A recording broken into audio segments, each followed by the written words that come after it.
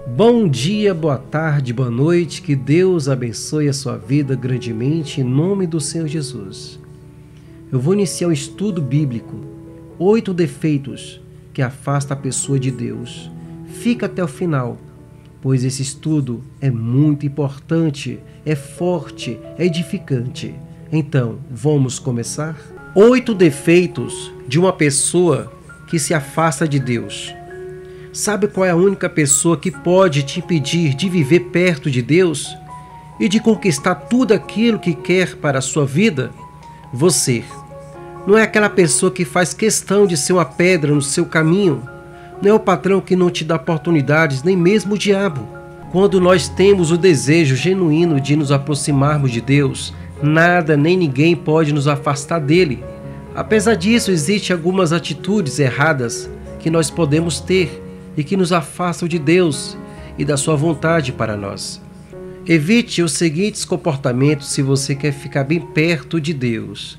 Primeiro eu vou começar com preguiça. Deus é um Deus de ação e por isso Ele se alegra quando vê que damos passo de fé.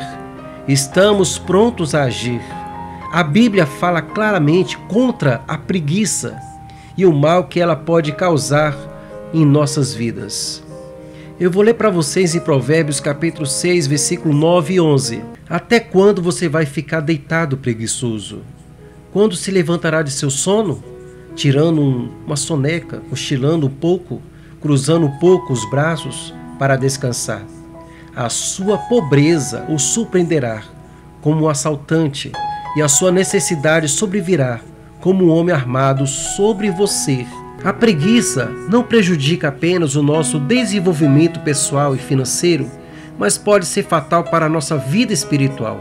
Por exemplo, a preguiça pode nos impedir de orar, de ler a Bíblia, e que nos deixa frios espiritualmente, ou seja, mais distante de Deus. Faça um esforço, estabeleça um plano e separe um tempo para orar e ler a palavra. Não é sábio querer começar orando e lendo a Bíblia durante 2 horas, mas comece com 10 minutos por dia e vá aumentando aos poucos. Com o passar do tempo, Deus vai trabalhar em sua vida e você vai se sentir mais forte e mais perto de Deus. Segundo, a fofoca. A fofoca é falar sobre aspectos da vida de uma ou mais pessoas sem o seu consentimento. Pode ser revelar segredos de alguém ou até mesmo investigar histórias sobre outras pessoas. Essa atitude normalmente causa discórdia e desunião entre as pessoas, e por isso é um pecado perante Deus. Por esse motivo a Bíblia nos adverte a não fofocar, é evitar pessoas fofoqueiras. Segundo Timóteo capítulo 2, versículo 16, evite as conversas inúteis e profanas, pois o que se dão a isso prossegue cada vez mais para a impiedade. Mesmo que uma pessoa esteja cometendo erro, falar sobre isso nas costas com outras pessoas não vai ajudá-la. Nessa situação, Deus conhece a intenção do nosso coração. E se queremos realmente ajudar, podemos falar diretamente com a pessoa ou então simplesmente orar por ela. Se as nossas palavras não servem para edificar, é melhor não dizer nada. Efésios capítulo 4, versículo 29. Nenhuma palavra torpe saia da boca de vocês, mas apenas que for útil para edificar os outros, conforme a necessidade, para que conceda graças aos que ouvem. Terceiro, a inveja. A inveja é uma das obras da carne que são descritas em Gálatas, capítulo 5, versículo 21. Eu vou ler para vocês. A inveja, embriaguez, orgias, coisas semelhantes, eu os advirto, como antes já os adverti, aqueles que praticam essas coisas não herdarão o reino de Deus. O que significa que é um pecado que devemos eliminar nas nossas vidas se queremos viver perto de Deus. Ter inveja de alguém é querer ter algo que não é nosso. Isso muitas vezes causa um sentimento de desgosto quando alguém é bem-sucedido em determinada área da sua vida. Um dos segredos da felicidade é a melhor forma para combater a inveja e o contentamento. Filipenses capítulo 4, versículo 12. Sei o que é passar necessidade, eu sei o que é ter fartura. Aprendi o segredo de viver contente em toda qualquer situação. Seja bem alimentado, seja com fome, tendo muito ou passando necessidade. Devemos dar graças a Deus em todas as circunstâncias e não cobiçar as conquistas dos outros. Isso não significa que você não deve lutar para melhorar suas condições de vida, mas que você tem que aprender a glorificar Deus mesmo quando as coisas não correm do jeito que você gostaria. Abacuque, capítulo 3, versículos 17 e 18. Mesmo não florescendo a figueira, não havendo uvas nas videiras, mesmo falhando a safra de azeitonas, não havendo produção de alimento nas lavouras, nem ovelhas no curral, nem bois nos estábulos, ainda assim exultarei no Senhor e me alegrarei no Deus da minha salvação. Quarto, egoísmo. Alguém já te disse o mundo não gira à sua volta? Se a resposta é sim, provavelmente você estava tendo um comportamento egoísta. O egoísmo faz com que pensemos apenas em nós próprios e não nos preocupamos com aqueles que estão à nossa volta. O oposto de egoísmo e altruísmo é Jesus. É o maior exemplo altruísta que podemos ter.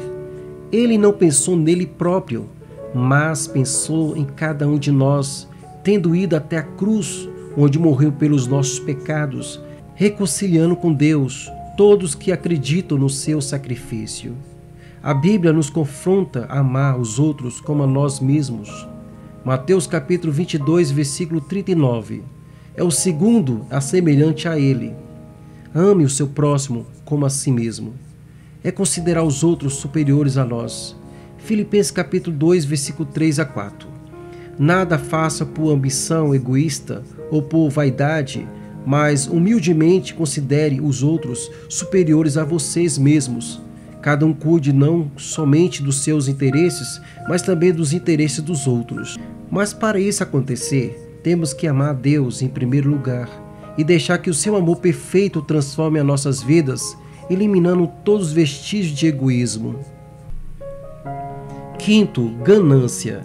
A Bíblia é muito clara. O amor ao dinheiro é a raiz de todos os males. 1 Timóteo capítulo 6, versículo 10. Pois o amor ao dinheiro é a raiz de todos os males. Algumas pessoas, por cobiçarem o dinheiro, desviaram-se da fé e se atormentaram com muito sofrimento. Algumas pessoas interpretam erradamente esta passagem bíblica, dizendo que o dinheiro é a raiz de todos os males. Mas ter dinheiro não é o problema. O dinheiro é algo neutro, pode ser usado para fazer coisas boas ou más.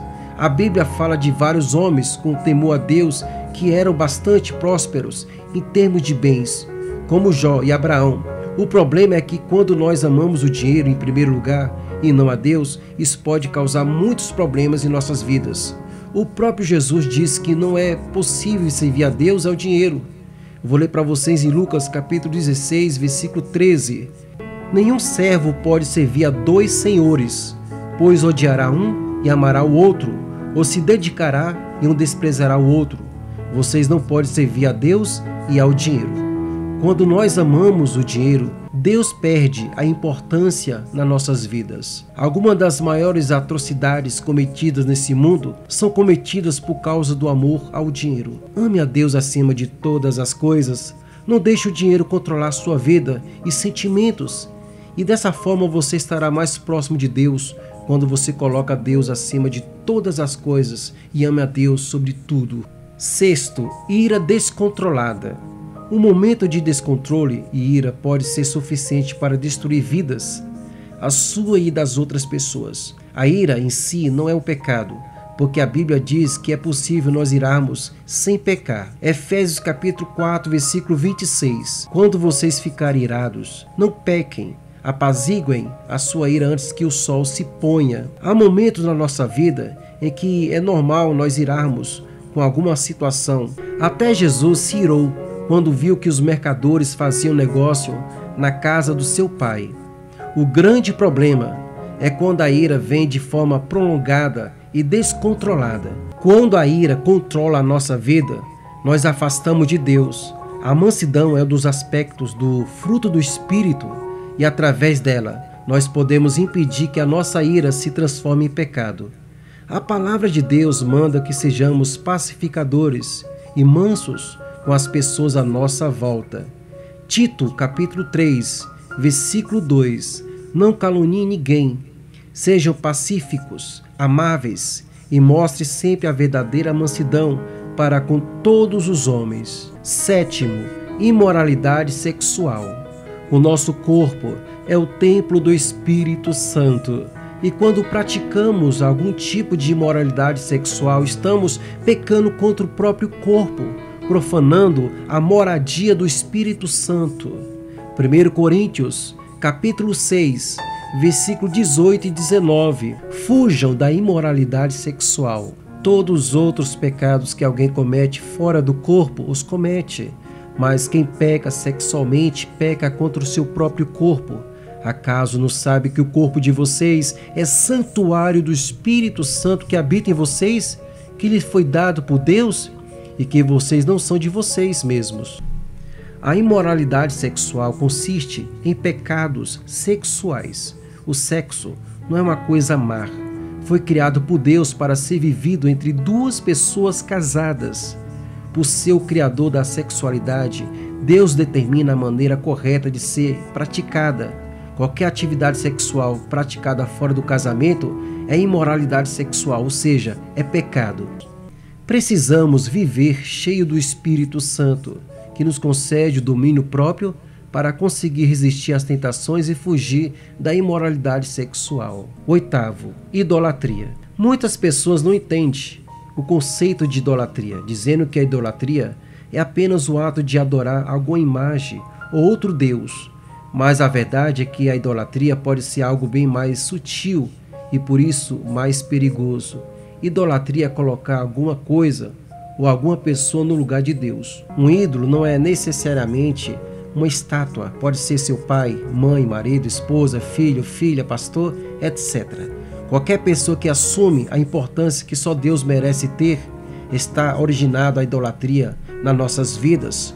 Podemos não nos curvar fisicamente perante outros deuses ou estátuas, mas muitas vezes colocamos a nossa esperança e a nossa confiança em coisas que não são Deus, como a estabilidade financeira ou mesmo a família. Deus não divide a sua glória com ninguém, por isso coloque Deus sempre em primeiro lugar na sua vida. Ele acrescentará todo o resto que você precisa. Mateus capítulo 6, versículo 33. Busquem, pois, em primeiro lugar o reino de Deus e a sua justiça, e todas essas coisas serão acrescentadas a vocês. Essa foi a mensagem de hoje. 8 defeitos que afastam a pessoa de Deus. Para refletir, depois de ler esses defeitos, será que algum que faz parte da sua vida? Ore e peça a Deus para sondar o seu coração, pois Ele te conhece e quer estar perto de você. Se você se identificou em algum desses defeitos, peça perdão e volte para o Pai. Meu amigo, minha amiga, que Deus te abençoe e fique na paz. Você que não é inscrito no canal, se inscreva, compartilhe, aperte o sininho para receber as notificações para ficar por dentro da palavra de Deus. Até mais.